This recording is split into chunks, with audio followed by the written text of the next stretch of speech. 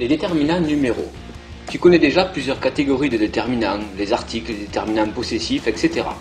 Dans cette vidéo, tu vas découvrir les règles d'écriture des déterminants liés au nombre. On les appelle les déterminants numéraux. Il existe deux types de déterminants numéraux, les déterminants numéraux cardinaux et les déterminants numéraux ordinaux.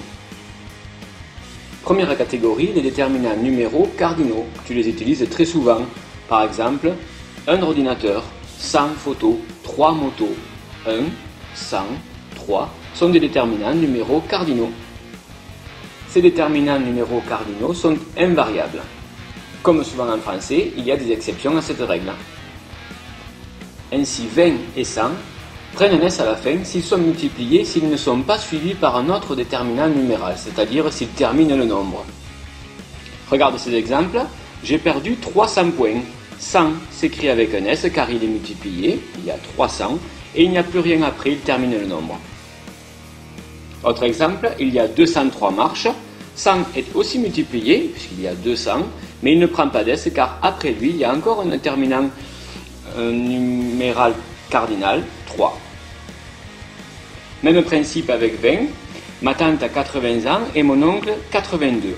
Dans 80, 20 est multiplié, puisqu'il y a 80, il n'y a rien après, donc il prend un S. Par contre, dans 82, le 20 est également multiplié par 4, 80, mais il y a 2, ensuite un autre déterminant numéral cardinal, donc 20 ne prend pas d'S.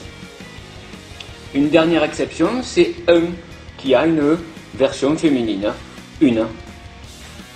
Tu dois bien te souvenir que tous les autres déterminants numéraux cardinaux, 2, 1000, 9, etc., sont invariables. Dernier point sur ces déterminants numéraux cardinaux. Depuis la réforme de l'orthographe de 1990, la règle du trait d'union dans les nombres est beaucoup plus simple.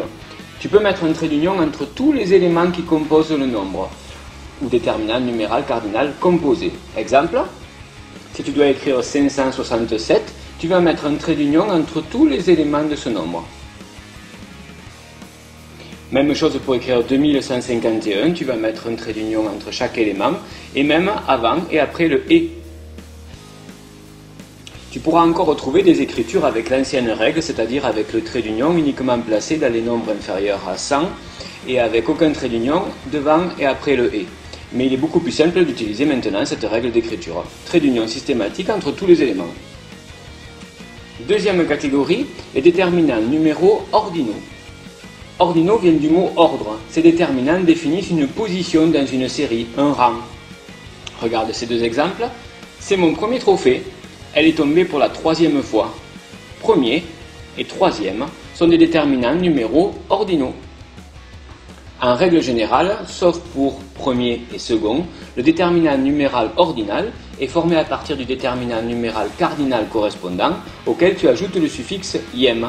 Exemple, le déterminant numéral cardinal 3 va donner le déterminant numéral ordinal 3e. Autre exemple, le déterminant numéral cardinal 5 va donner le déterminant numéral ordinal 5e. Tu remarques juste que l'on a dû rajouter un U avant ième puisque la lettre Q ne peut se trouver seule qu'en fin de mot. Dernier exemple, le déterminant numéral cardinal 10 donnera le déterminant numéral ordinal 10e.